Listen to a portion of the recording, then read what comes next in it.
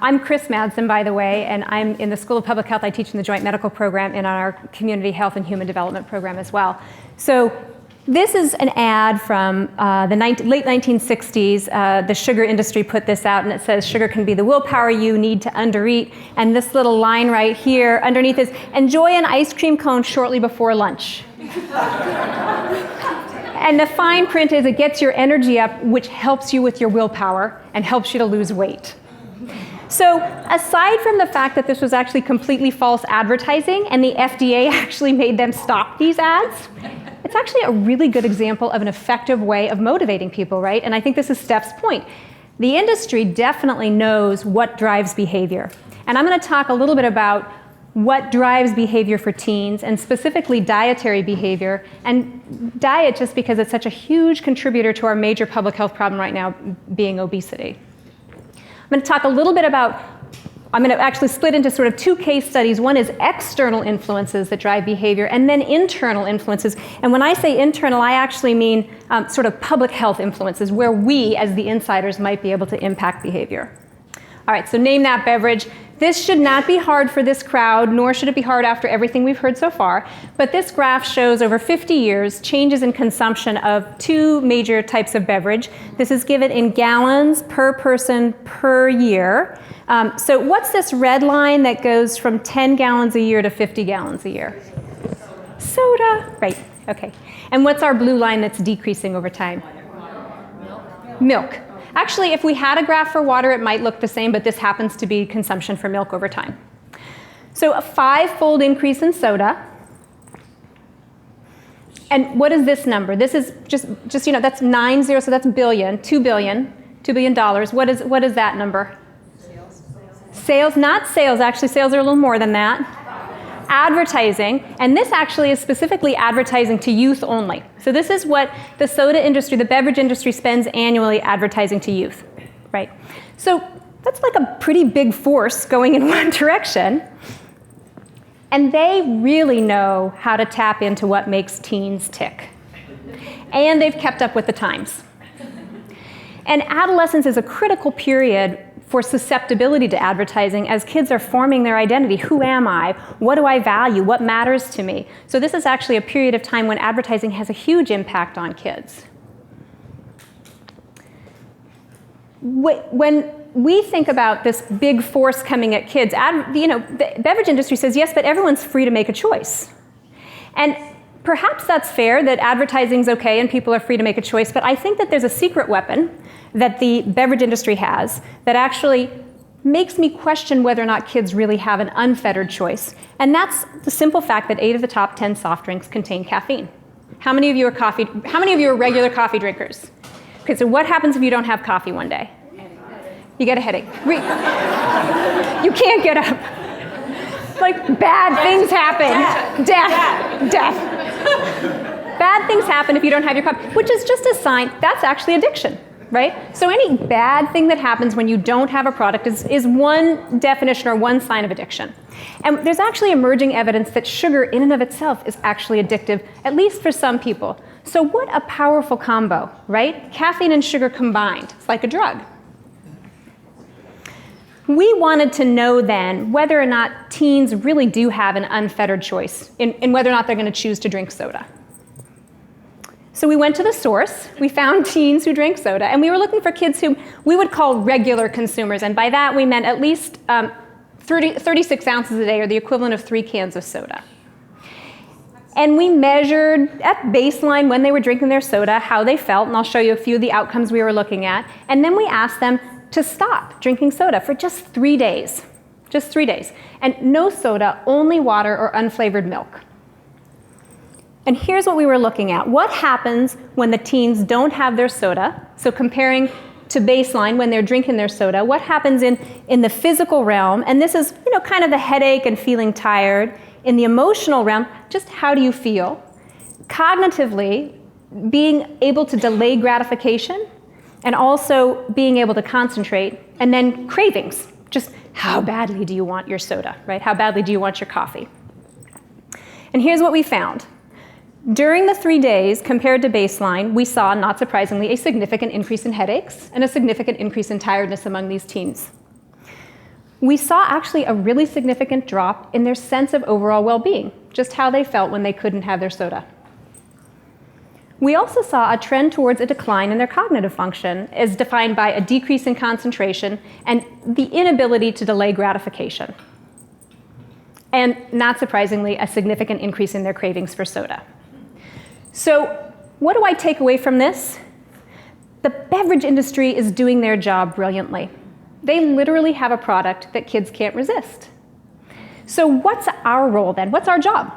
And from the public health perspective, what's our job? They're doing their job the way they're supposed to, but what are we supposed to be doing?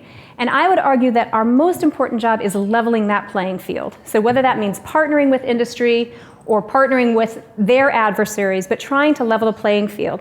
And I'm actually incredibly excited and really encouraged by what just happened that makes me really happy. Beverage tax. The beverage tax.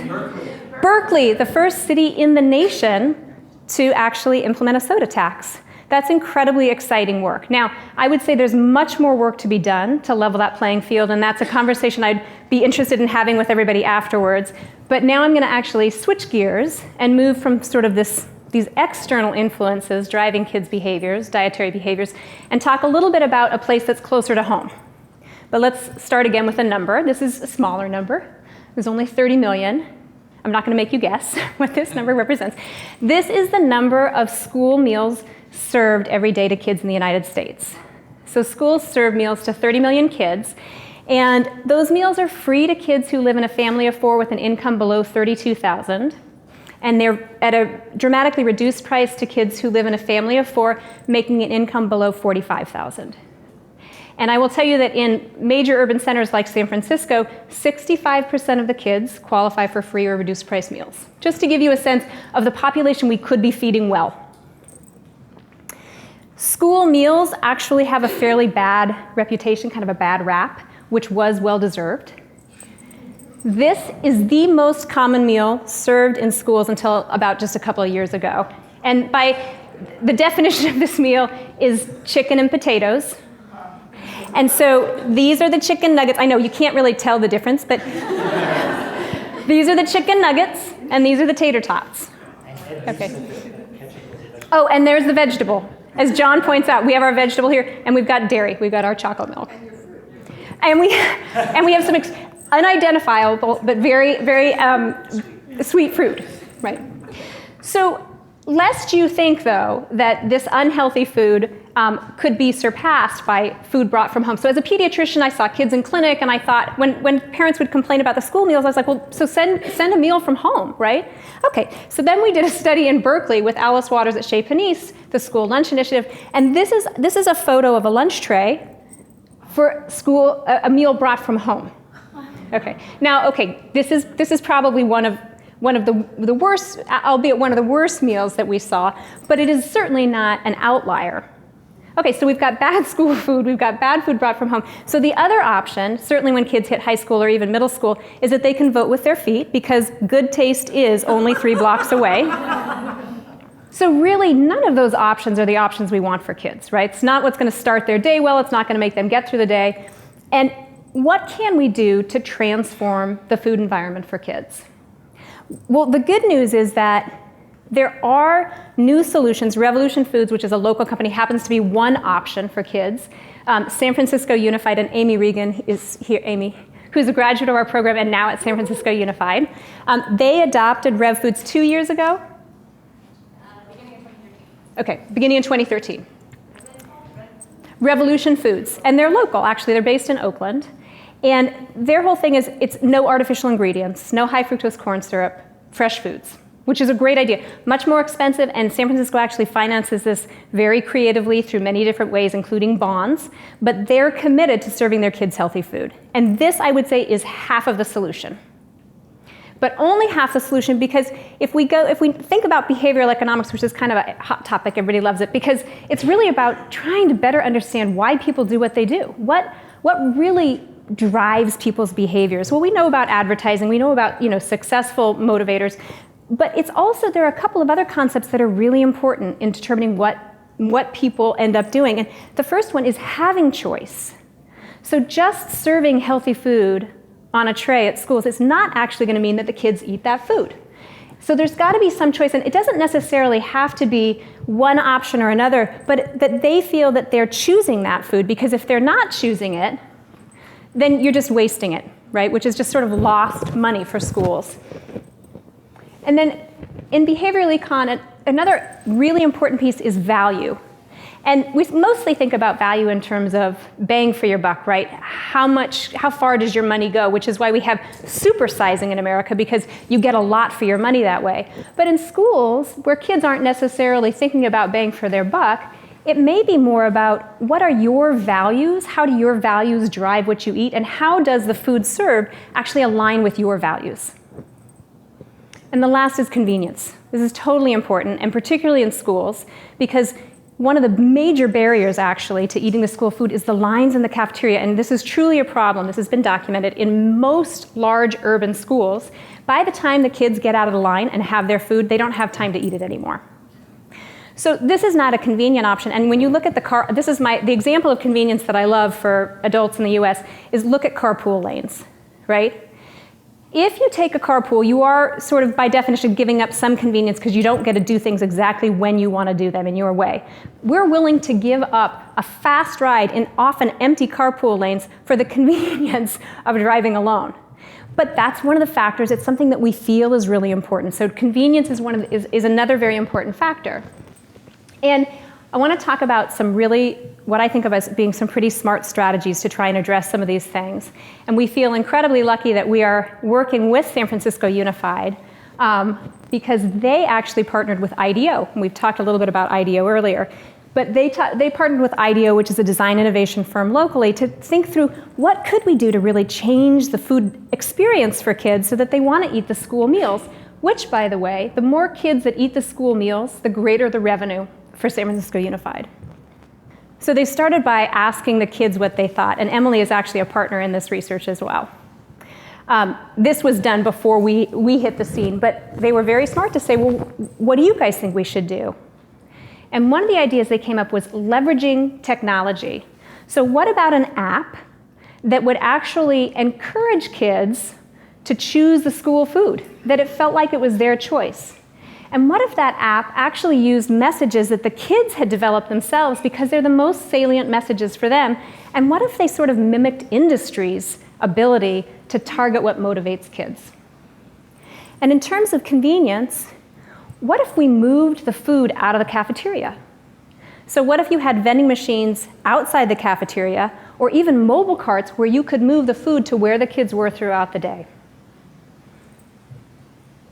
And what if the kids can pay there, pushing a couple of buttons immediately and be done and go and eat where they want to eat with whom they want to eat?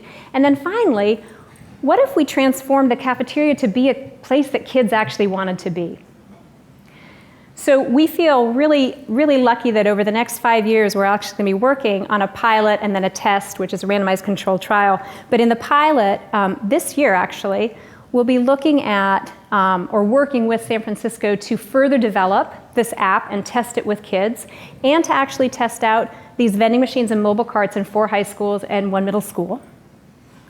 And then we'll do a 2.5-year randomized controlled trial where we look at the outcomes that we care about. Can we improve the dietary quality of these youth? Can we increase their fruit and vegetables consumption and overall dietary quality? And can we decrease plate waste, which really matters to schools?